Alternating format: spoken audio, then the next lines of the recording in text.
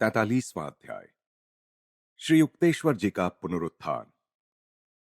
भगवान श्री कृष्ण।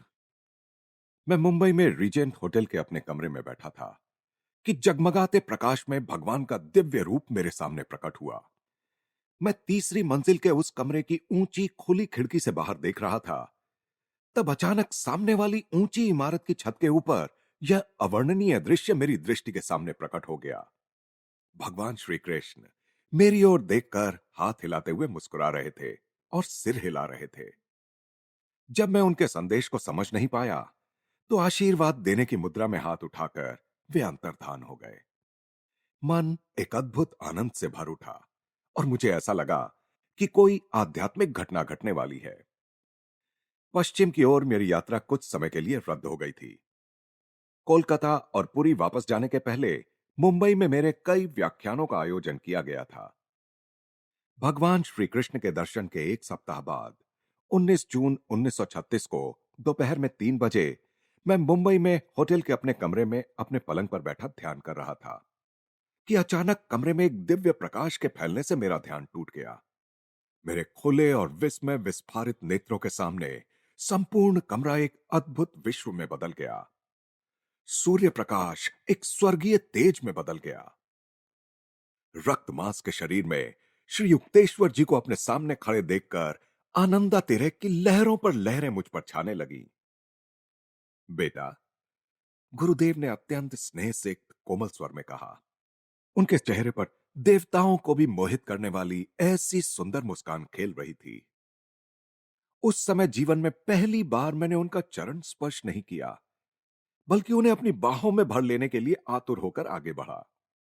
वह अपूर्व क्षण, परम आनंद की उस बरसती वर्षा की तुलना में गत कुछ महीनों में जो व्यथा वेदना मैंने सही थी, वह कुछ भी नहीं थी। मेरे प्रभु, मेरे गुरुदेव, मेरे प्रियतम, आप मुझे छोड़कर क्यों चले गए?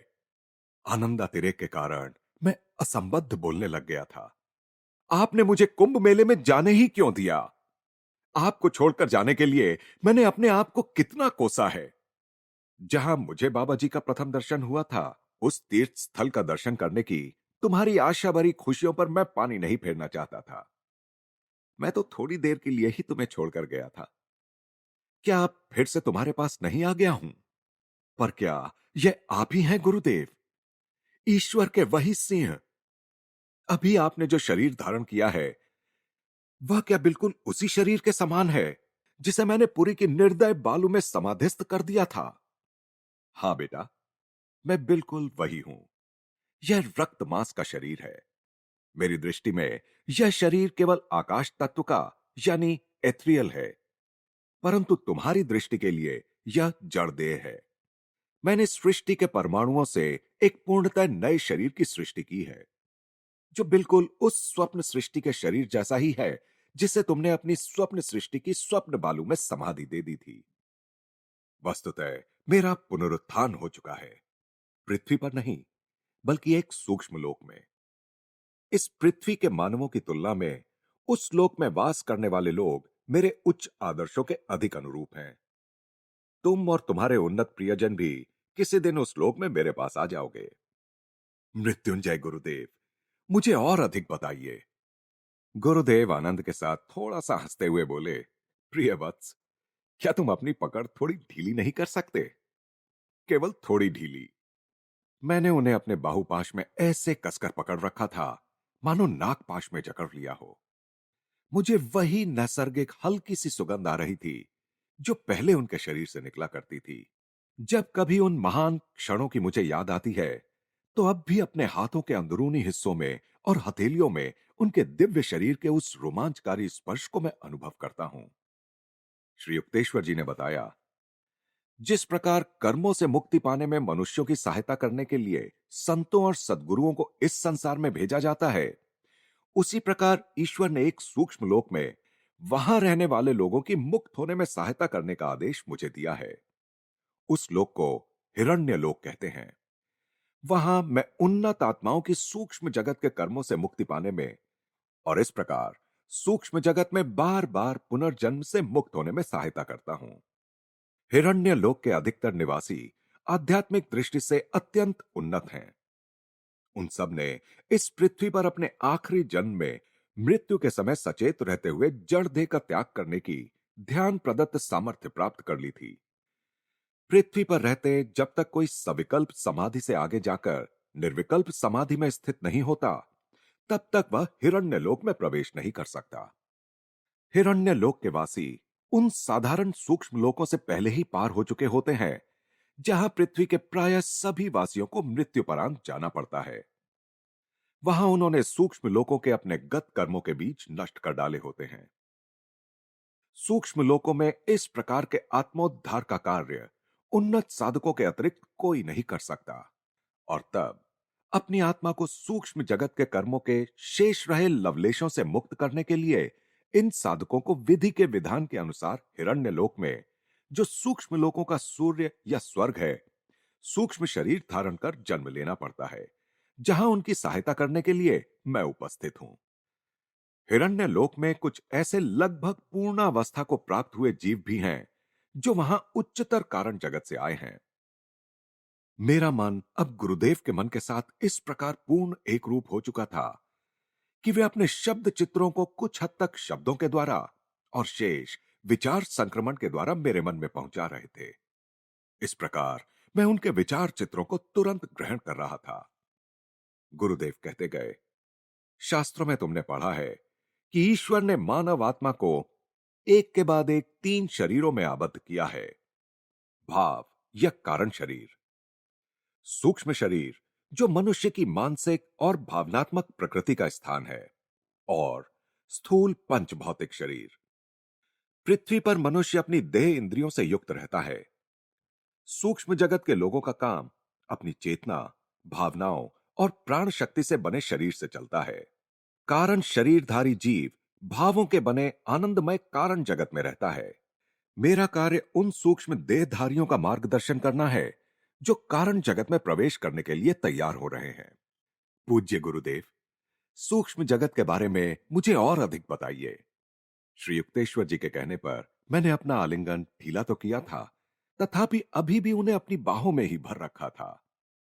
मेरी अमूल्य निधि मुझ तक पहुंचने के लिए मृत्यु का भी उपहास करने वाले मेरे गुरुदेव जो आए थे।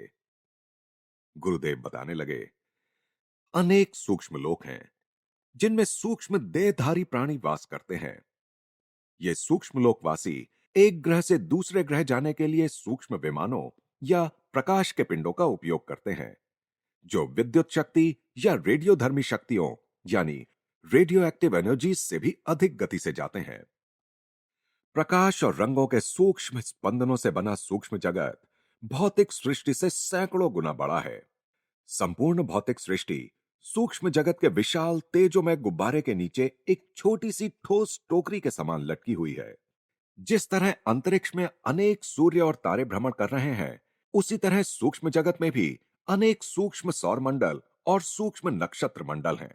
वहां के ग्रहों के भी सूक्ष्म सूर्य और सूक्ष्म चंद्र हैं, जो भौतिक सृष्टि के सूर्य चंद्रों से कहीं अधिक सुंदर हैं। सूक्ष्म जगत के ये सूर्य चंद्र ध्रुवीय प्रकाश के समान दिखते हैं। सूर्य का तेज चंद्र के तेज से अधिक दीप्तिमान होता है। वहां के दिन और रात पृथ्वी के दिन और रात से अधिक लंबे होते हैं। सूक्ष्म जगत असीम सुंदर, स्वच्छ, शुद्ध और सुव्यवस्थित है। वहां कोई निर्जीव ग्रह या बंजर भूमि नहीं है। खरपतवार, बैक्टीरिया, कीड़े मकोड़े, सांप आदि पृथ्वी के अभिशाप वहां नहीं है। सूक्ष्म जगत में पृथ्वी की भांति परिवर्तनशील और अनिश्चित जलवायु और ऋतु नहीं है। वहां सदैव चिर वसंत ऋतु की समशीतोष्ण जलवायु रहती है, और यदा कदा ज्योतिर्मय हिमपात होता है तथा बहुरंगे प्रकाश की बारिश होती है। सूक्ष्म जगत के ग्रहों पर स्फटिक जल की झीलें, उज्जवल समुद्र तथा इंद्रधनुषी नदियां बहुतायत में हैं। सूक्ष्म जगत से सूक्ष्मतर स्वर्ग हिरण्य लोक में तो नहीं, परंतु साधारण सूक्ष्म जगत में करोड़ों जीव रहते हैं, जो कमोबेश नए नए ही पृथ्वी से वहां आए होते हैं। इनके अतिरिक्त वहां असंख्य परियां, मत्स्य कन्याएं, मछलियां, पशु, बौने, भूत प्रेत और उपदेवता भी रहते हैं। ये सब अपने अपने कर्मों के गुणवत्ता स्तर के अनुसार सूक्ष्म जगत के विभिन्न ग्रहों पर रहते हैं। अच्छी और बुरी आत्माओं के लिए विभिन्न दैवी प्रसाद या स्पंदनात्मक क्षेत्रों की व्यवस्था है। अच्छी आत्माएं मुक्त रूप से संचार कर सकती हैं, परंतु बुरी आत्माएं सीमित क्षेत्र में ही संचार कर सकती हैं। जिस प्रकार इस पृथ्वी की भूमि पर मानव रहते हैं, मिट्टी के अंदर कृमि रहते हैं, पानी में मछलियां रहती हैं और हवा में पक्षी रहते हैं, उसी प्रकार सूक्ष्म जगत के विभिन्न श्रेणियों के जीव अपनी अपनी योग्यता के अनुसार विभिन्न प्रकार के स्पंदनात्मक क्षेत्रों में वास करते हैं। विभिन्न सूक्ष्म लोकों से निष्कासित होकर आए हुए पतित देवताओं के बीच संघर्ष और युद्ध होता है, जिसमें वे प्राणाणुओं के बम या मानसिक मंत्र शक्ति की स्पंदनात्मक किरणों का प्रयोग करते हैं।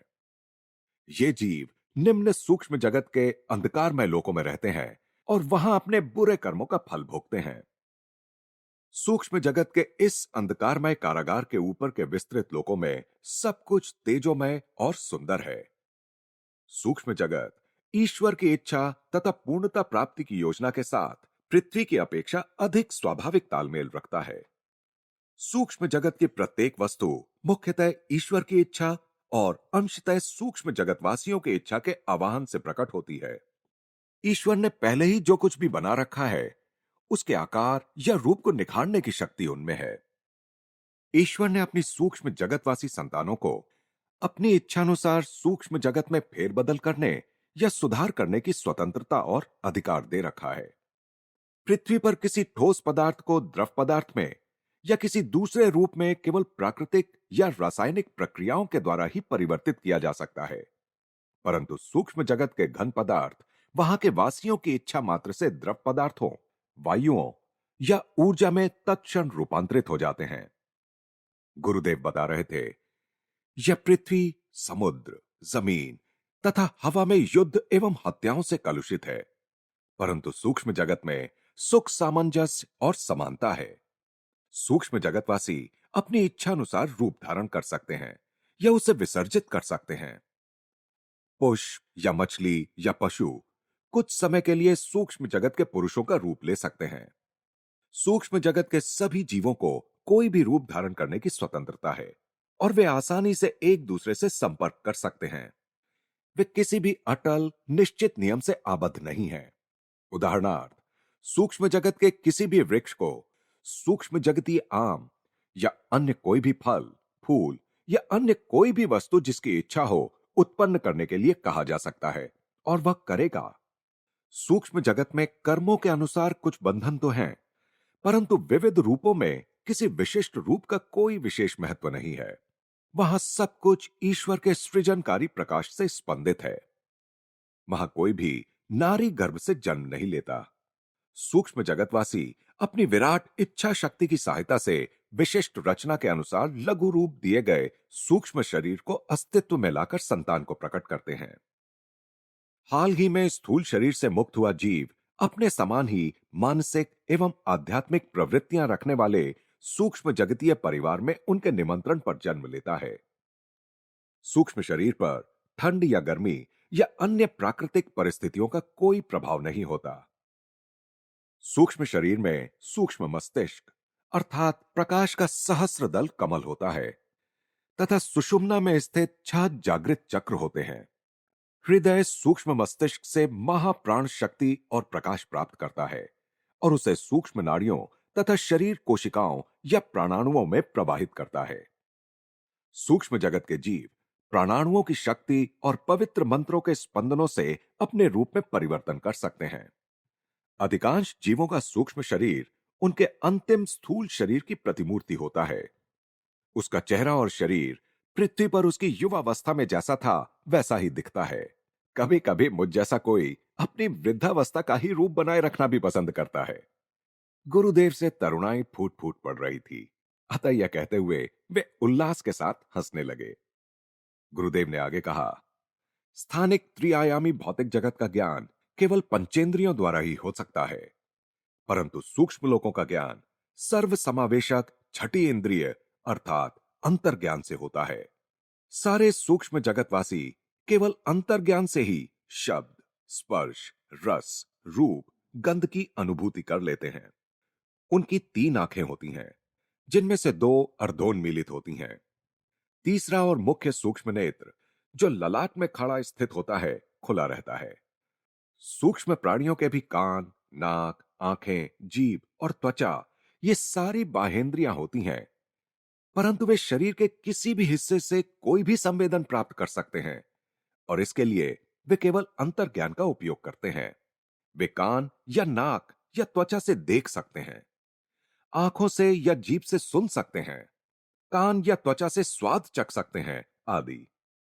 मनुष्य के स्थूल शरीर को असंख्य खतरे रहते हैं, और यह आसानी से घायल हो सकता है, या इसके अंग भी आसानी से कटकर अलग हो सकते हैं। जबकि सूक्ष्म शरीर भी कभी कभी कट सकता है या उसमें खरोंच आ सकती है, परंतु इच्छा मात्र से वह तुरंत ठीक भी हो जाता है। गुरुदेव, क्या सब सूक्ष्म जगतवासी सुंदर होते हैं? सूक्ष्म जगत में सौंदर्य को एक आध्यात्मिक गुण माना जाता है, बाह्य रूप नहीं, श्री युक्तेश्वर जी ने कहा। इसलिए सूक्ष्म जगत के लोग चेहरे को अधिक महत्व नहीं देते, परंतु जब चाहे अपनी इच्छानुसार वे नया सुंदर शरीर धारण कर सकते हैं। जिस प्रकार धरती के लोग उत्सव समारोह के अवसर पर नए वस्त्रालंकार धारण करते हैं, उसी प्रकार सूक्ष्म जगत के लोग भी खास अवसरों पर विशेष प्रकार के शरीर धारण करते हैं। हिरण्यलोक जैसे सूक्ष्म जगत के उच्च लोकों में तब आनंदोत्सव मनाए जाते हैं जब आध्यात्मिक उन्नति द्वारा कोई जीव सूक्ष्म जगत से मुक्त होकर उसके स्वर्ग अर्थात कारण जगत में प्रवेश करने योग्य हो जाता है। ऐसे अवसरों पर अदृश्य परमपिता तथा उनमें विलीन हो चुके संत जन अपनी अपनी पसंद का शरीर धारण कर उत्सव में सम्मिलित होते हैं। परमपिता अपने प्रिय भक्त को खुश करने के लिए उसी की इच्छा के अनुसार रूप धारण करते हैं। यदि उस भक्त ने भक्ति के द्वारा भगवान की आराधना की हो, तो वह भगवान को जगन माता के रूप में देखता है। ईसा मसीह को अनंत परम तत्व का पितृ रूप अन्य सब रूपों से अधिक अच्छा लगता था। सृष्टा ने प्रत्येक सृष्ट जीव को स्वतंत्र व्यक्तित्व प्रदान किया है।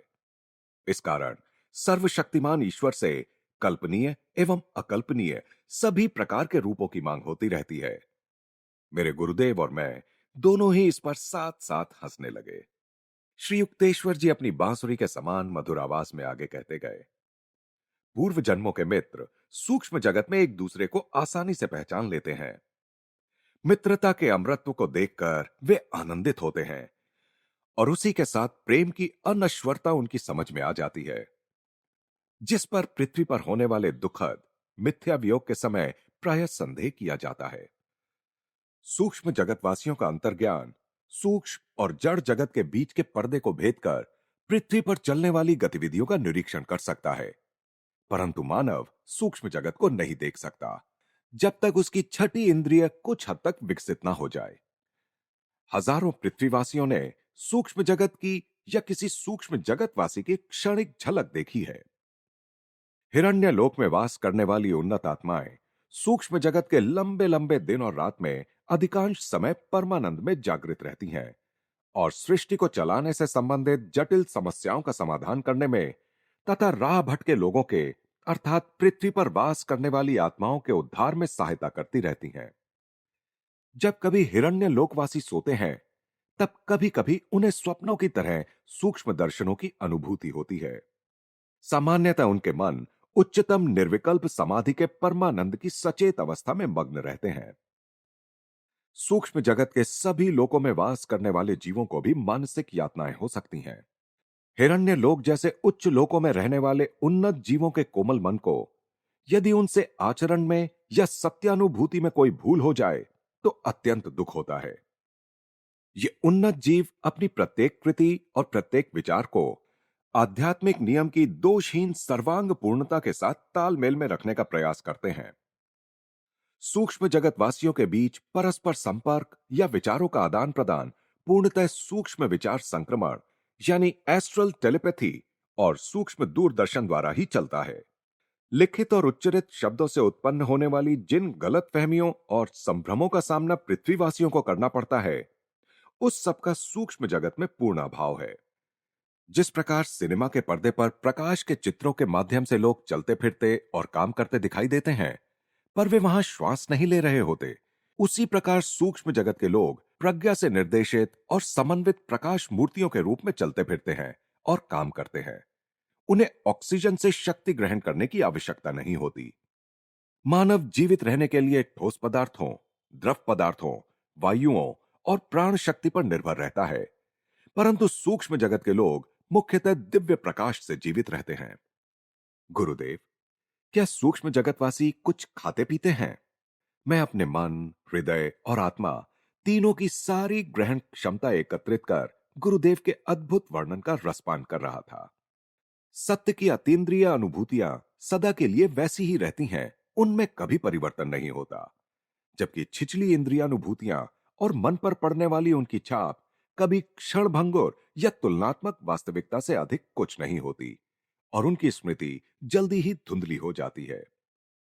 मेरे गुरु के शब्दों की इतनी गहरी छाप मेरे सारे अस्तित्व के पटल पर अंकित हो गई है कि कभी भी किसी भी समय अपने मन को अतीन्द्रिय उच्च अवस्था में ले जाकर मैं उस दिव्य घटना को फिर से पूर्ण रूप से अनुभव कर सकता हूं। तेजस्वी किरणों के समान दिखने वाली सब्जियां सूक्ष्म जगत की भूमियों में बहुतायत में होती हैं, उन्होंने कहा। सूक्ष्म जगतवासी सब्जियां खाते हैं और प्रकाश के तेजस्वी झरनों, नदी नालों में बहने वाला एक प्रकार का अमृत पीते हैं। जिस प्रकार पृथ्वी के लोगों के अदृश्य चित्रों को टेलीविजन की मदद से अंतरिक्ष से खींचकर प्रकट किया जा सकता है और बाद में वे फिर से अंतरिक्ष में विसर्जित हो जाते हैं, उसी प्रकार अंतरिक्ष में वनस्पतियों और पौधों के विचरण करते ईश्वर निर्मित अदृश्य सूक्ष्म परिकल्पना चित्र सूक्ष्म जगतवासियों की इच्छा मात्र से वहां प्रकट होकर सूक्ष्म ग्रह पर उतर आते हैं। इसी प्रकार उन लोगों की विलक्षण से विलक्षण कल्पनाओं से सुगंधित फूलों के पूरे पूरे उद्यान वहां प्रकट हो जाते हैं और बाद में अंतरिक्ष में विलीन होकर अदृश्य हो जाते हैं। हिरण्य लोक के समान स्वर्ग लोकों के वासी तो खाने पीने की किसी आवश्यकता से लगभग पूर्णतः मुक्त ही होते हैं, परंतु कारण जगत में रहने वाली लगभग पूर्णतः मुक्त आत्माएं ऐसी किसी भी आवश्यकता से और भी अधिक मुक्त होती हैं। वे दिव्य परमानंद के सिवा और किसी चीज का सेवन नहीं करते। पृथ्वीलोक से मुक्त होकर सूक्ष्म जगत में आई आत्मा की पृथ्वी पर लिए हुए अपने भिन्न भिन्न जन्मों के अनेकानेक संबंधियों, पिताओं, माताओं, पत्नियों, पतियों और मित्रों के साथ भेंट होती जाती है जब वे सूक्ष्म लोकों के विभिन्न हिस्सों में आमने सामने आते हैं। इसलिए उसकी समझ में नहीं आता कि वह किससे अधिक प्रेम करे। इस प्रकार वह सभी को ईश्वर की संतान के रूप में तथा ईश्वर की अभिव्यक्ति के रूप में प्रेम करना सीखता है। सूक्ष्म लोक में आने से पहले पृथ्वी लोक पर बिताए गए जन्म में विकसित हुए कुछ नए गुणों के अनुसार किसी आत्मा के बाह्य रूप में परिवर्तन आ भी गया हो, तब भी सूक्ष्म जगतवासी अपने अचूक अंतर्ज्ञान की सहायता से उन सब प्रियजनों को पहचान लेते हैं जो दूसरे लोकों में बिताए गए उनके किसी जीवन में उन्हें कभी प्रिय थे और सूक्ष्म जगत में उनके नए घर में उनका स्वागत करते हैं। सृष्टि के प्रत्येक परमाणु को अमिट स्वतंत्र अस्तित्व की देन सृष्टा से मिली है। इसलिए सूक्ष्म जगत में कोई मित्र किसी भी रूप में क्यों ना आए, वह पहचान लिया जाएगा। जैसे पृथ्वी पर कोई अभिनेता या नाट्य कलाकार किसी भी रूप में क्यों ना आए, ध्यान से देखने पर पहचान ही लिया जाता है। सूक्ष्म जगत में जीवन की अवधि पृथ्वी लोक की अपेक्षा बहुत लंबी होती है। पृथ्वी की काल गणना के मानकों के अनुसार कहा जाए तो सामान्य उन्नति की हुई आत्मा सूक्ष्म जगत में साधारणतः 500 से 1000 वर्ष तक जीती है। जैसे कुछ रेडवुड वृक्ष अन्य वृक्षों से सहस्रों वर्ष अधिक जीते हैं, या कुछ योगी सैकड़ों वर्षों तक जीवित रहते हैं, जबकि अधिकांश मनुष्य 60 वर्ष की आयु से पहले ही मर जाते हैं। वैसे ही सूक्ष्म जगत में भी कुछ लोग वहां के जीवन की साधारण अवधि से कहीं अधिक काल तक जीवित रहते हैं। सूक्ष्म जगत में आने वाले लोग अपने भौतिक कर्मों के बोझ के अनुसार वहां कम या अधिक काल तक रहते हैं। उनके भौतिक कर्मों का भार उन्हें एक सुनिश्चित अवधि में पुनः पृथ्वी पर वापस खींच लाता है। सूक्ष्म जगत में रहने वालों को अपना तेजयुक्त शरीर छोड़ते समय मृत्यु के साथ कष्टकर संघर्ष नहीं करना पड़ता, परंतु इनमें से कुछ लोग अपना सूक्ष्म शरीर छोड़कर उससे भी सूक्ष्म कारण शरीर में जाने के विचार से किंचित घबरा उठते हैं। सूक्ष्म जगत अनचाही मृत्यु, रोग व्याधि और वृद्धावस्था से मुक्त है। ये तीनों ही त्रास पृथ्वीलोक के अभिशाप हैं, जहां मनुष्य ने अपनी चेतना को एक दुर्बल जड़ शरीर के साथ इतनी पूर्णता से एक रूप हो जाने दिया है कि केवल जीवित रहने के लिए भी उसे हवा, अन्न और निद्रा की नियमित आवश्यकता पड़ती है। जड़ देह की मृत्यु के साथ श्वास रुक जाता है और बाद में शरीर कोशों का विघटन शुरू हो जाता है। सूक्ष्म शरीर की मृत्यु होने पर जिन प्राणाणुओं से वह बना था, वे सब प्राणाणु यानी प्राण शक्ति की कणिकाएं बिखर जाते हैं। जड़ देह की मृत्यु होने पर जीव का अपने रक्त मांस के शरीर का बोध नष्ट हो जाता है और सूक्ष्म जगत में अपने सूक्ष्म शरीर का बोध उसे होता है। यथा समय सूक्ष्म जगत में उसकी मृत्यु हो जाती है और इस प्रकार सूक्ष्म जगत के जन्म मृत्यु को अनुभव कर वह फिर स्थूल जगत के जन्म मृत्यु को अनुभव करता है। इस प्रकार सूक्ष्म और स्थूल जन्म मृत्यु के चक्रों से बार बार गुजरना ही मायाबद्ध जीवों की अपरिहार्य नियति है। शास्त्रों में दिए गए स्वर्ग और नर्क के वर्णन सुनकर मनुष्य के अंतर्मन के गहन तल में सुप्त पड़ी सुखमय सूक्ष्म जगत के और दुखमय पार्थिव जगत के अनुभवों की स्मृतियां कभी कभी जाग उठती हैं। मैंने पूछा, पूज्य गुरुदेव, पृथ्वीलोक में और सूक्ष्म जगत में तथा कारण जगत में जो पुनर्जन्म होते हैं, उनमें क्या फर्क है? यह जरा अधिक विस्तार से बताएंगे। गुरुदेव ने बताना शुरू किया। पृथक आत्मा के रूप में मनुष्य मूलतः कारण शरीरधारी आत्मा है। यह कारण शरीर 35 बीज रूप भावों का गर्भ स्थान है। इन 35 बीजों से ही वे 35 मूल भाव शक्तियां या कारक विचार शक्तियां विकसित हुई, जिनसे विधाता ने बाद में 19 तत्वों वाले सूक्ष्म शरीर तथा 16 तत्वों वाले स्थूल शरीर का सृजन किया।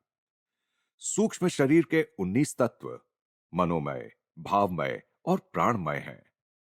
ये 19 तत्व हैं बुद्धि, अहंकार, चित्त, मनस यानी इंद्रिय चैतन्य, पंच ज्ञानेंद्रियां जो शब्द, स्पर्श, रस, रूप, गंध की इंद्रियों के सूक्ष्म रूप हैं, पंच कर्मेंद्रियां जो प्रजनन, मल विसर्जन, वाणी, चलने फिरने और कौशल प्रकट करने की क्षमताओं का कार्य वहन करने में मानसिक संदेशों के आदान प्रदान का कार्य करती हैं, तथा पंच प्राण जो शरीर में चयापचय या रस प्रक्रिया का, अन्न के विघटित तत्वों को शरीर में आत्मसात करने का, रसों को शरीर की आवश्यकता अनुसार घन रूप में परिवर्तित करने का, मल निस्सारण का तथा रक्त संचारण का कार्य करते हैं। इन 19 तत्वों से बना यह सूक्ष्म शरीर 16 रासायनिक तत्वों से बने स्थूल शरीर की मृत्यु के बाद भी जीवित रहता है। ईश्वर ने अपने भीतर ही विविध योजनाएं बनाई और उन्हें स्वप्नों में प्रत्यक्ष रूप दिया। इस प्रकार माया सापेक्षता के अपने अनंत विराट आभूषणों से सज धज कर प्रकट हुई। कारण शरीर की 35 भाव श्रेणियों में ईश्वर ने मनुष्य के सूक्ष्म शरीर से संबंधित 19 तथा स्थूल शरीर से संबंधित 16 भावों के सर्वांगीण पहलुओं को विस्तृत रूप से अंतर्निहित रखा। स्पंदित होती शक्तियों को पहले सूक्ष्म रूप से और फिर स्थूल रूप से स्थिर करते हुए सघन बनाकर ईश्वर ने मनुष्य का पहले सूक्ष्म शरीर बनाया और फिर स्थूल शरीर। जिस सापेक्षता के नियम के कारण एकमात्र परम शुद्ध ब्रह्म ने अनेक रूप धारण कर लिए, उसी नियम की वजह से कारण जगत और कारण शरीर सूक्ष्म जगत तथा सूक्ष्म शरीर से भिन्न है। इसी प्रकार स्थूल जगत और स्थूल शरीर भी सृष्टि के अन्य रूपों से भिन्न है। रक्त मांस का शरीर सृष्टा के स्थिर मूर्त स्वप्नों से बना है।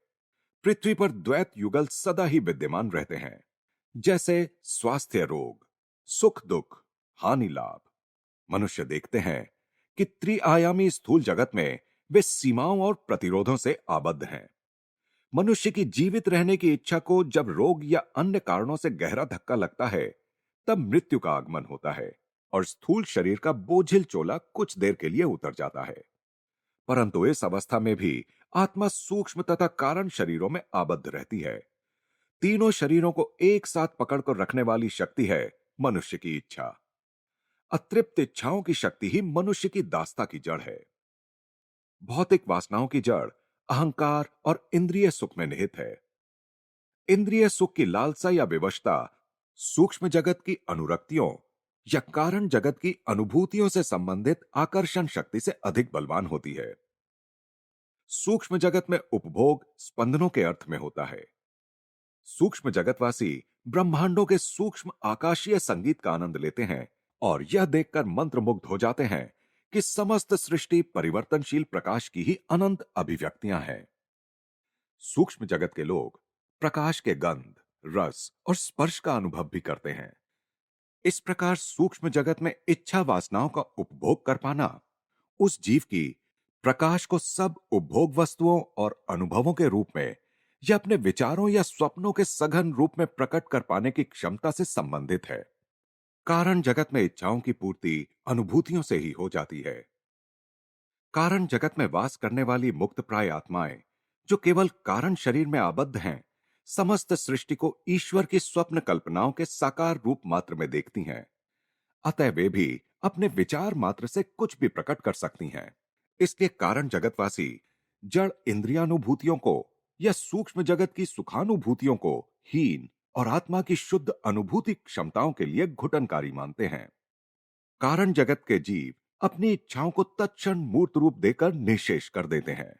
जो स्वयं को केवल कारण शरीर के अत्यंत सूक्ष्म आवरण से ढके पाते हैं, वे सृष्टा की तरह ही ब्रह्मांडों की उत्पत्ति कर सकते हैं। चूंकि समस्त सृष्टि विराट स्वप्न तंतुओं से ही बनी हुई है, अतः कारण शरीर के अत्यंत पतले आवरण में आबद्ध आत्मा में विराट शक्तियां होती हैं। आत्मा अदृश्य है। जब वह शरीर में या शरीरों में होती है, तभी उसके अस्तित्व का पता चल सकता है। शरीर के होने का अर्थ ही यह है कि उसमें अभी अतृप्त इच्छाएं हैं।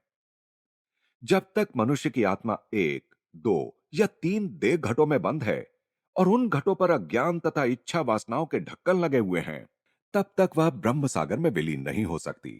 जब स्थूल देह घट को मृत्यु का घन तोड़ देता है, तब भी सूक्ष्म शरीर और कारण शरीर के दो घटों में आत्मा बंद रहती है। इसलिए वह सर्वव्यापी जीवन सागर यानी परम तत्व में विलीन नहीं हो सकती। जब ज्ञान के द्वारा इच्छा रहितता आती है, तब उसकी शक्ति शेष दो घटों को तोड़ देती है। इस प्रकार आखिर नन्ही सी मानव आत्मा मुक्त हो जाती है। तब वह मायातीत परम तत्व के साथ एक हो जाती है। मैंने अपने दिव्य गुरुदेव से उच्च एवं गूढ़ कारण जगत पर और अधिक प्रकाश डालने का अनुरोध किया। उन्होंने बताया, कारण जगत वर्णनातीत रूप से सूक्ष्म है।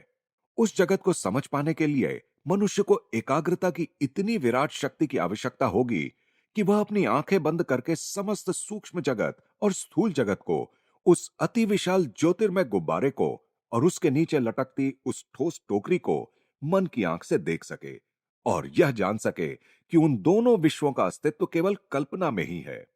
इस अति मानवीय एकाग्रता के द्वारा यदि कोई इन दो विश्वों को उनकी सारी जटिलताओं समेत केवल कल्पना में परिणत कर सका, तो तब वह कारण जगत में पहुंच जाएगा और मनोजगत तथा पदार्थ जगत के मिलन की सीमा रेखा पर खड़ा हो जाएगा। वहां खड़ा होकर मनुष्य ठोस पदार्थ, तरल पदार्थ, वायु, विद्युत, ऊर्जा, समस्त जीव, देवी देवता, मानव प्राणी, पशु पक्षी, पेड़ पौधे, जीवाणु सूक्ष्माणु आदि समस्त जीव निर्जीव जगत को चैतन्य के रूप में उसी प्रकार देखता है, जिस प्रकार किसी मनुष्य को आंखें बंद करने के बाद भी अपने अस्तित्व का बोध रहता है, भले ही उसका शरीर उसकी आंखों को ना दिख रहा हो और केवल मन की कल्पना में ही उस समय उसका अस्तित्व हो। जो कुछ एक मनुष्य कल्पना में कर सकता है, वह सब एक कारण जगतवासी वास्तव में कर सकता है। बड़ी से बड़ी कल्पनाशील मानव बुद्धि भी केवल मन में ही विचार के एक छोर से दूसरे छोर तक की दौड़ लगा सकती है, एक ग्रह से दूसरे ग्रह पर छलांग लगा सकती है, या अनंतता के विवर में अंतहीन रूप से नीचे नीचे जा सकती है, या रॉकेट की तरह आकाश में उड़ान भर सकती है, या आकाश गंगाओं और नक्षत्र पुंजों के बीच सर्च लाइट की भांति जगमगा सकती है। परंतु कारण जगतवासियों के पास इससे बहुत अधिक स्वतंत्रता है। वे बिना किसी भौतिक या सूक्ष्म बाधा के या बिना किसी कर्म बंधन की मर्यादा के अपनी इच्छाओं को सहज ही तत्क्षण साकार कर सकते हैं। कारण जगतवासियों को यह ज्ञान है कि ना तो स्थूल जगत मूलतः इलेक्ट्रॉनों यानी विद्युत अणुओं से बना है और ना ही सूक्ष्म जगत मूलतः प्राण कणिकाओं यानी प्राण अणु से बना है, बल्कि ये दोनों ही जगत ईश्वरीय विचार तत्व की सूक्ष्मतम कणिकाओं से बने हैं, जिन्हें माया ने अर्थात सापेक्षता के नियम ने खंडित और विघटित कर दिया है। माया की भूमिका स्पष्टतः सृष्टि को सृष्टा से विभक्त करना ही है। कारण जगत में वास करने वाली आत्माएं परस्पर एक दूसरे को आनंदमय परम तत्व के पृथक पृथक बिंदुओं के रूप में पहचानती हैं उनके आसपास केवल उनके विचारों से उत्पन्न वस्तुएं ही रहती हैं। कारण जगतवासी अपने शरीरों और विचारों के बीच केवल कल्पनाओं का ही अंतर देखते हैं। जिस प्रकार कोई मनुष्य अपनी आंखें बंद कर अपने मन की आंख से दीप्तिमान उज्जवल प्रकाश या फीकी नीली आभा देख सकता है, उसी प्रकार कारण जगतवासी अपने विचार मात्र से शब्द, स्पर्श, रस, रूप, गंध का अनुभव कर सकते हैं। विराट मन के बल से वे किसी भी वस्तु का सृजन कर सकते हैं या उसका विलय भी कर सकते हैं। कारण जगत में मृत्यु और पुनर्जन्म केवल विचार में ही होता है। कारण शरीरी जीवों का आहार केवल चिर नूतन ज्ञानामृत है। वे शांति के झरने से पान करते हैं, अनुभूतियों की पथ रहित भूमि में विचरण करते हैं और परमानंद के अनंत सागर में तैरते हैं। वह देखो कैसे उनके उज्जवल विचार दे परम तत्व के बने कोटि कोटि ग्रहों को, नवजात ब्रह्मांडों के बुलबुलों को, ज्ञान तारों को, अनंत के हृदय रूपी आकाश में फैली स्वर्णिम निहारिकाओं के विविध रंगी स्वप्नों को तेजी से पीछे छोड़ते हुए आगे निकल जाते हैं। कारण जगत में वास करने वाले अनेक जीव हजारों वर्षों तक वहीं रहते हैं। परमानंद की गहराइयों में अधिकाधिक उतरकर जब आत्मा पूर्णतः मुक्त हो जाती है, तब वह अपने छोटे से कारण शरीर से बाहर निकलकर संपूर्ण कारण जगत की विशालता को व्याप्त कर लेती है। विचारों के भिन्न भिन्न भंवर, शक्ति, प्रेम, इच्छा, आनंद, शांति, अंतर्ज्ञान, स्थैर्य, आत्मसंयम और एकाग्रता की सारी वैशिष्ट्य प्राप्त लहरें सदा आनंद से उमड़ते परमानंद सागर में विलीन हो जाती हैं। तब आत्मा को अपने आनंद की अनुभूति चैतन्य की एक विशिष्ट लहर के रूप में नहीं करनी पड़ती, बल्कि वह सनातन हास्य, रोमांच, धड़कनों की लहरों से युक्त पूरे ब्रह्म सागर में ही विलीन हो जाती है। जब आत्मा तीनों शरीर कोशों से बाहर निकल जाती है, तब वह सापेक्षता के नियम से या माया से हमेशा के लिए मुक्त होकर अवर्णनीय शाश्वत अस्तित्व को प्राप्त कर लेती है।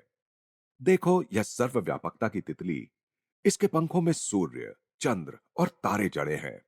परम तत्व के साथ एक रूप होने वाली आत्मा ईश्वर के सृष्टि स्वप्न के आनंद में मत्त होकर प्रकाश विहीन प्रकाश, अंधकार विहीन अंधकार, विचार विहीन विचार के प्रांत में अकेली रहती है। एक मुक्त आत्मा, विस्मयादर में मैं बोल पड़ा। गुरुदेव कहते गए, जब कोई आत्मा उन तीन देह घटों से बाहर निकलती है, तब वह अपने व्यक्तित्व को खोए बिना अनंत परम तत्व के साथ एक हो जाती है। ईसा मसीह ने ईसा के रूप में जन्म लेने से पहले ही यह अंतिम मुक्ति प्राप्त कर ली थी। अपने अतीत की तीन अवस्थाओं में, जिनका प्रतीक स्वरूप अपने अलौकिक जीवन में मृत्यु और पुनरुत्थान के बीच उन्होंने 3 दिन का अनुभव किया, उन्होंने परम तत्व के साथ पूर्णतः एक रूप होने की शक्ति प्राप्त कर ली थी। अविकसित मनुष्य को तीनों शरीरों से बाहर निकलने के लिए पृथ्वी पर और सूक्ष्म जगत में तथा कारण जगत में असंख्य जन्म लेने पड़ते हैं। यह अंतिम मुक्ति प्राप्त करने वाला सिद्ध चाहे तो दूसरे लोगों को ईश्वर तक पहुंचाने के लिए पृथ्वी पर अवतार लेकर आ सकता है, या मेरी तरह सूक्ष्म जगत में ही वास कर सकता है। वहां वास करने वाला उद्धारक वहां के लोगों के कर्मों का कुछ बोझ अपने ऊपर लेकर सूक्ष्म जगत में उनके पुनर्जन्म के चक्र को समाप्त करने में और सदा के लिए कारण जगत में निकल जाने में उनकी सहायता करता है। या फिर मुक्त हुई आत्मा कारण जगत में प्रवेश कर वहां के जीवों की कारण शरीर में वास की अवधि कम कर पूर्ण मुक्ति पाने में सहायता कर सकती है। हे पुनरुत्थित आत्मन, मैं उन कर्मों के विषय में अधिक जानना चाहता हूं जो जीवों को तीन जगतों में लौट आने के लिए विवश करते हैं। मेरे मन में विचार आ रहा था कि मैं सदा के लिए अपने सर्वज्ञ गुरु के वचनों को सुनता ही रहूं। पृथ्वी पर उनके जीवन के दौरान मैं कभी उनसे इतना ज्ञान एक ही बार में आत्मसात नहीं कर सका था। अब पहली बार जीवन और मृत्यु के शतरंज के गूढ़ अंतरालों का सुस्पष्ट और निश्चित ज्ञान मुझे हो रहा था। मेरे गुरुदेव ने अपनी आह्लादक आवाज में बताना शुरू किया, जब मनुष्य के सारे भौतिक कर्मों का अर्थात उसकी सारी इच्छा वासनाओं का पूर्ण नाश हो जाए, तभी वह सूक्ष्म जगत में अखंड वास कर सकता है। सूक्ष्म जगत में दो प्रकार के जीव रहते हैं। जिन जीवों के पृथ्वीलोक से संबंधित कर्म अभिशेष हैं और इसलिए जिन्हें अपने कर्मों का ऋण चुकाने के लिए स्थूल शरीर धारण करना ही पड़ेगा, उन्हें मृत्योपरांत सूक्ष्म जगत के अस्थायी निवासी कहा जा सकता है, वहां के अधिष्ठित वासी नहीं। जिन जीवों के पृथ्वी से संबंधित कर्म अभी खत्म नहीं हुए हों, वे सूक्ष्म जगत में मृत्यु होने के बाद सृष्टि परिकल्पनाओं के उच्च कारण जगत में प्रवेश नहीं पा सकते। उन्हें केवल स्थूल और सूक्ष्म जगत के बीच ही बार बार आवागमन करना पड़ता है, और बारी बारी से उन्हें 16 स्थूल तत्वों से बने स्थूल शरीर का तथा 19 सूक्ष्म तत्वों से बने सूक्ष्म शरीर का बोध रहता है। तथापि अपने प्रत्येक स्थूल शरीर के निधन के बाद पृथ्वीलोक से आने वाला अविकसित जीव अधिकांश समय मृत्यु निद्रा की गहरी मूर्छा में ही रहता है। सुंदर सूक्ष्म जगत का उसे लगभग कोई बोध नहीं होता। सूक्ष्म जगत में इस प्रकार की विश्रांति के बाद ऐसा जीव आगे की शिक्षा ग्रहण करने के लिए स्थूल जगत में लौट आता है, और बार बार आवागमन के द्वारा धीरे धीरे उसे सूक्ष्म लोकों का परिचय होता जाता है। दूसरी ओर सूक्ष्म जगत के सामान्यवासी या लंबे समय से वहां प्रस्थापित हो चुके वासी वे जीव हैं जो पृथ्वी से संबंधित इच्छा वासनाओं से हमेशा के लिए मुक्त हो चुके हैं, और उन्हें पृथ्वी के निकृष्ट स्पंदनों में लौट आने की आवश्यकता नहीं है। ऐसे जीवों के लिए केवल सूक्ष्म और कारण जगत के ही कर्मों का क्षय करना शेष रहता है। सूक्ष्म जगत में मृत्यु होने पर ये जीव सूक्ष्म जगत से भी अनंत गुना सूक्ष्म और सुंदर कारण जगत में जाते हैं। विधि के विधान द्वारा निर्धारित निश्चित अवधि पूरी होने पर सूक्ष्म जगत के अपने बचे हुए कर्म काटने के लिए इन उन्नत जीवों का हिरण्यलोक या सूक्ष्म जगत के किसी तत्सम उच्च लोक में नए सूक्ष्म शरीर में पुनर्जन्म होता है। इसके पश्चात श्री युक्तेश्वर जी ने कहा, बेटा, अब यह बात तुम्हारी समझ में अधिक अच्छी तरह आ गई होगी कि ईश्वर की आज्ञा से ही मेरा पुनरुत्थान हुआ है, और यह पुनरुत्थान विशेषकर उन आत्माओं का उद्धार करने के लिए हुआ है जो कारण जगत से लौटकर सूक्ष्म जगत में पुनर्जन्म धारण करते हैं। उन आत्माओं के लिए नहीं जो पृथ्वी लोक से सूक्ष्म जगत में आते हैं। पृथ्वी लोक से आने वाले जीवों के पृथ्वी से संबंधित कर्म यदि शेष हों, तो वे हिरण्य लोक के समान किसी अति उच्च लोक तक नहीं पहुंच सकते। जिस प्रकार पृथ्वी के अधिकांश लोगों ने ध्यान से प्राप्त होने वाली अंतर्दृष्टि के द्वारा सूक्ष्म जगत में जीवन के उच्चतर सुखों और लाभों को पहचानना नहीं सीखा, और इसलिए मृत्यु के बाद पृथ्वी के ही सीमित निकृष्ट सुखों में लौट आने की उनकी इच्छा होती है, उसी प्रकार सूक्ष्म जगत में भी वास करने वाले अनेक जीव अपने सूक्ष्म शरीर के विघटन के समय कारण जगत के आध्यात्मिक आनंद की उच्च अवस्था की कोई कल्पना नहीं कर पाते, और उसकी तुलना में सूक्ष्म जगत के अधिक स्थूल एवं निकृष्ट सुखों पर ही अपने विचार केंद्रित रखने के कारण उस सूक्ष्म जगत में ही लौट आने को लालायित रहते हैं। ऐसे जीवों के लिए सूक्ष्म जगत में मृत्यु होने के बाद उस कारण जगत के भाव लोकों में अखंड वास कर पाने के लिए, जो विधाता से केवल एक महीन पर्दे द्वारा ही अलग है, सूक्ष्म जगत से संबंधित अत्यंत भारी कर्मों को काटना आवश्यक होता है। कारण जगत में कोई जीव तभी हमेशा के लिए रह सकता है जब आंखों को सुखद लगने वाले सूक्ष्म जगत के किसी सुख की उसमें कोई इच्छा ना रही हो, जो उसे सूक्ष्म जगत में वापस आने का लालच दे सके।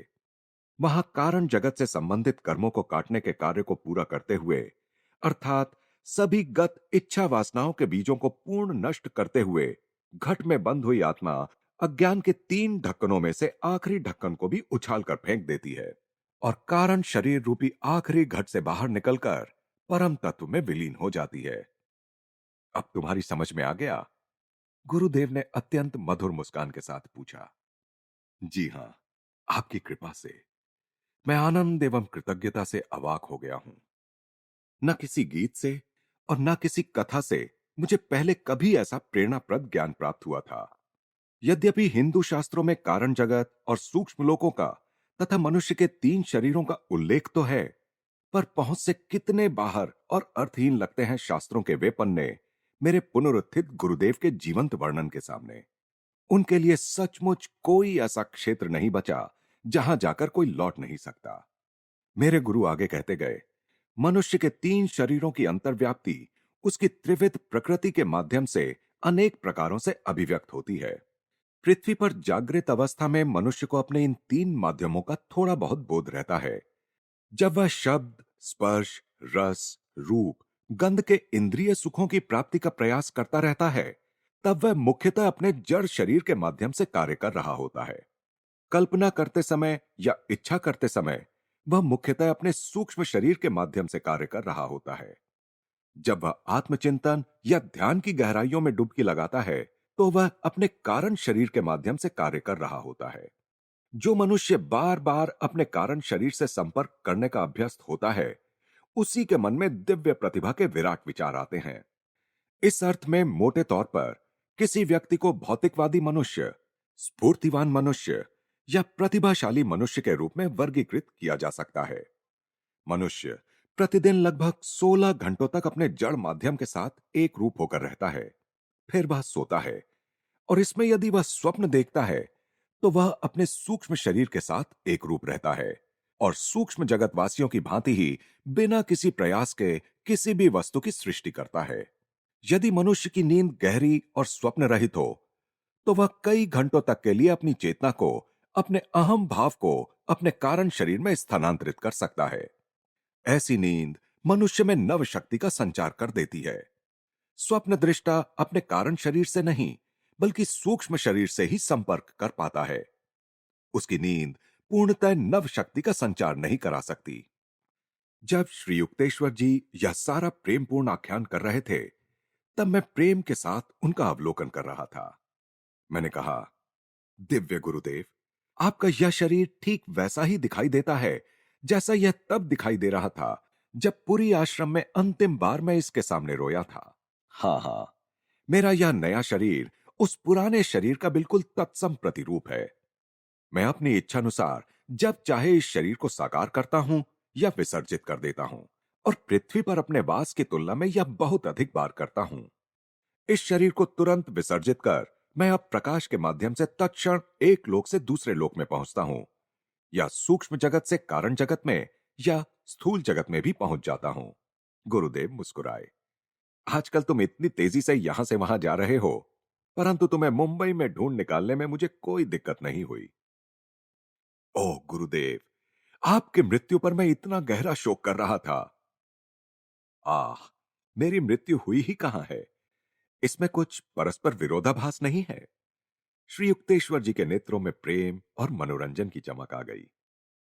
उन्होंने फिर कहना शुरू किया, पृथ्वी पर तुम केवल स्वप्न देख रहे थे, और उस पृथ्वी पर तुमने मेरे स्वप्न शरीर को देखा। बाद में उस स्वप्न शरीर को तुमने समाधि दे दी। अब उससे सूक्ष्म मेरा यह मांस का शरीर, जिसे तुम देख रहे हो, और अभी भी जिसे तुमने इतना कसकर बाहों में भर रखा है, ईश्वर के पृथ्वी से अधिक सूक्ष्म एक लोक में पुनरुत्थित हुआ है। किसी दिन इस सूक्ष्म शरीर का और उस सूक्ष्म लोक का भी अंत हो जाएगा। ये भी सदा के लिए नहीं है। स्वप्न के सभी बुलबुलों को जागृति के एक अंतिम स्पर्श से फूट जाना होगा। बेटा योगानंद, स्वप्नों और सत्य के बीच के भेद को समझो। इस वेदांती पुनरुत्थान के विचार से मैं आश्चर्य से भर उठा। मुझे अपने आप पर लज्जा आई कि मुझे पुरी में गुरुदेव के निष्प्राण शरीर को देखकर उन पर दया आई थी। आखिर अब मेरी समझ में आ गया कि मेरे गुरुदेव सदा ही ईश्वर में जागृत रहे थे, और उनके लिए पृथ्वी पर उनका जीवन एवं मृत्यु तथा उसके बाद उनका यह पुनरुत्थान सृष्टि के विराट स्वप्न में ईश्वर की कल्पनाओं के खेल से अधिक कुछ था ही नहीं। अब मैंने तुम्हें अपने जीवन, मृत्यु और पुनरुत्थान की वास्तविकताएं बता दी हैं योगानंद। मेरे लिए शोक मत करो, बल्कि ईश्वर के स्वप्न में रचित मनुष्यों की इस पृथ्वी से ईश्वर के स्वप्न में ही रचित सूक्ष्म शरीरधारी आत्माओं के एक अन्य लोक में मेरे पुनरुत्थान की यह कहानी सबको बताओ। इससे संसार के दुखग्रस्त, मृत्यु भय से पीड़ित स्वप्न दृष्टाओं के हृदय में नई आशा का संचार होगा। जी गुरुदेव। गुरुदेव के पुनरुत्थान पर मुझे हो रहा आनंद कितनी स्वेच्छा से मैं स्वयं ही दूसरों में बांटूंगा। पृथ्वी पर मेरे मानदंड इतने अधिक ऊंचे थे कि अधिकांश लोगों की प्रकृति के लिए वे अति कष्टदायक थे। प्रायः मैं तुम्हें आवश्यकता से अधिक डांटा करता था। तुम मेरी कसौटी पर खरे उतरे। मेरी सारी डांट फटकार के बादलों के बीच से तुम्हारा प्रेम चमकता ही रहा। अब मैं कभी अपनी दृष्टि कठोर नहीं करूंगा, कभी तुम्हें डांट फटकार नहीं लगाऊंगा। अपने महान गुरु की डांट फटकारों का अभाव मुझे कितना खल रहा था। उनकी हर फटकार मेरे लिए सुरक्षा कवच बन गई थी। परम पूज्य गुरुदेव, लाखों बार मुझे डांटिए, अभी फटकार लगाइए। अब मैं कभी तुम्हें नहीं फटकारूंगा। उनके दिव्य आवाज में गंभीरता थी, परंतु उसमें कहीं हास्य की झलक भी थी। ईश्वर के माया स्वप्न में जब तक तुम और मैं अलग दिखते रहेंगे, तब तक हम दोनों साथ साथ मुस्कुराते रहेंगे। अंततः हम दोनों एक बनकर विराट परमात्मा में विलीन हो जाएंगे। तब हमारी मुस्कुराहट उसकी मुस्कुराहट होगी और हमारा संयुक्त आनंद गीत ईश्वर के साथ समस्वरता रखने वाले भक्तों के सुनने के लिए अनंत काल तक प्रसारित होता रहेगा। तत्पश्चात श्री युक्तेश्वर जी ने कुछ ऐसी बातों में मेरा मार्गदर्शन किया जिन्हें मैं यहां प्रकट नहीं कर सकता। मुंबई के उस होटल के कमरे में उन्होंने मेरे साथ जो 2 घंटे बिताए, उन 2 घंटों में उन्होंने मेरे प्रत्येक प्रश्न का उत्तर दे दिया। 1936 के जून महीने के उस दिन इस विश्व के संबंध में उनके द्वारा की गई अनेक भविष्यवाणियां साकार हो भी चुकी हैं। अब मैं तुमसे विदा लेता हूं, प्रिय योगानंद। ये शब्द मेरे कानों से टकराते ही मैंने अनुभव किया कि मेरे बाहुपाश में ही गुरुदेव के शरीर का विलय हो रहा था। बेटा, मेरी आत्मा के कण कण में उनके शब्द गूंज उठे। जब भी तुम निर्विकल्प समाधि के द्वार से प्रवेश कर मुझे पुकारोगे, तब आज ही की तरह रक्त मांस के शरीर में मैं तुम्हारे पास आ जाऊंगा। यह दिव्य वचन देकर श्री युक्तेश्वर जी मेरी दृष्टि से ओझल हो गए। बादलों की ध्वनि सी एक आवाज बार बार संगीतमय गर्जन कर रही थी। सबसे कह दो, जो कोई भी निर्विकल्प समाधि में यह जान लेगा कि तुम्हारी यह पृथ्वी ईश्वर का एक स्वप्न मात्र है, वह ईश्वर के इससे भी सूक्ष्म स्वप्न में निर्मित हिरण्यलोक में आ सकता है और वहां पूरी तरह पृथ्वीलोक के मेरे शरीर के समान ही शरीर में मुझे पुनरुत्थित देख सकता है। योगानंद, सबसे कह दो, वियोग का मेरा दुख दूर हो गया। उनकी मृत्यु पर करुणा भाव और शोक ने मेरी शांति छीन ली थी। अब वह शोक करुणा मानो लज्जित होकर भाग गए। आत्मा के नव उन्मुक्त अनंत रंध्रों से परमानंद के फव्वारे छूट रहे थे। बहुत समय से अप्रयुक्त रहने के कारण रुद्ध हुए रंध्र परमानंद की तेज बाढ़ से पवित्र और बड़े होते गए। मेरे अंतर चक्षु के सामने मेरे पूर्व जन्म चलचित्र की भांति प्रकट हो रहे थे। अतीत के सारे अच्छे और बुरे कर्म गुरुदेव के दिव्य दर्शन के कारण मेरे चारों ओर फैले दैवी प्रकाश में घुल गए। अपनी आत्मकथा के इस प्रकरण में मैंने अपने गुरु की आज्ञा का पालन कर इस सुखद वार्ता का प्रसार किया है, जबकि जिज्ञासा रहित पीढ़ी फिर एक बार इससे संभ्रमित और व्याकुल हो उठेगी। दीनहीन बनना मनुष्य अच्छी तरह जानता है। निराशा भी शायद ही किसी के लिए नई हो। फिर भी ये दोनों ही विकृतियां हैं, मनुष्य की सच्ची नियति का हिस्सा नहीं। मनुष्य जब संकल्प करेगा, उसी दिन वह मुक्ति के पथ पर आरूढ़ हो जाएगा।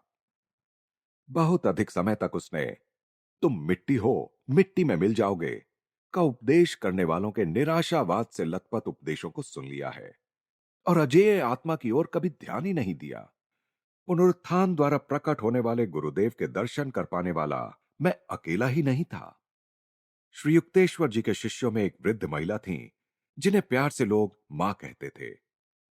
उनका घर पुरी में आश्रम के निकट ही था। गुरुदेव जब सुबह घूमने जाते थे, तब प्रायः उनसे बातचीत करने के लिए थोड़ी देर रुकते थे। 16 मार्च 1936 के दिन शाम को मां ने आश्रम में पहुंचकर अपने गुरु से मिलने की इच्छा व्यक्त की। आपको मालूम नहीं, गुरुदेव के स्वर्गवास को तो 1 सप्ताह हो गया। पूरी आश्रम के प्रभारी स्वामी सेवानंद ने उनकी ओर खिन्न बदन से देखते हुए कहा। हो ही नहीं सकता, उन्होंने मुस्कुराते हुए कहा। नहीं, सेवानंद ने गुरुदेव के शरीर को समाधि दिए जाने का सविस्तार वर्णन किया। फिर उसने कहा, आइए, मैं आपको सामने के बगीचे में उनकी समाधि के पास ले चलता हूं। मां ने सिर हिलाते हुए कहा, उनकी कोई समाधि नहीं है। आज सुबह 10 बजे वे हमेशा की तरह मेरे दरवाजे के सामने से घूमने गए। बाहर सूर्य के उज्जवल प्रकाश में कई मिनटों तक मैंने उनसे बातें की। उन्होंने ही मुझसे कहा, आज शाम आश्रम में आ जाना। मैं आ गई हूं। मेरे बूढ़े सफेद सर को आशीर्वाद प्राप्त हो। अमर गुरु मुझे बता देना चाहते थे कि किस दिव्य शरीर में उन्होंने आज सुबह मुझे दर्शन दिया था। विस्मय चकित सेवानंद ने उनके चरणों में प्रणाम करते हुए कहा, मां, मेरे हृदय पर से शोक का कितना भारी बोझ आपने दूर कर दिया। उनका पुनरुत्थान हो गया है।